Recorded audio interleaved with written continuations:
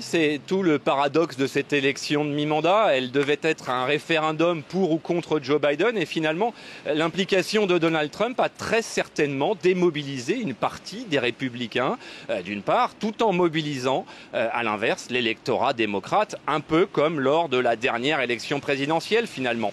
Ce qui fait clairement dire d'ailleurs à quelques barons du camp des Rouges qui se seraient volontiers passés des initiatives de l'ancien président que même ici en Géorgie, ces initiatives pourraient nuire au parti, comme le fait d'avoir soutenu Herschel Walker, le candidat républicain. Cet ancien joueur de football américain a remporté effectivement les primaires ici en Géorgie, mais sa désignation a immédiatement été suivie d'une succession de scandales à l'américaine.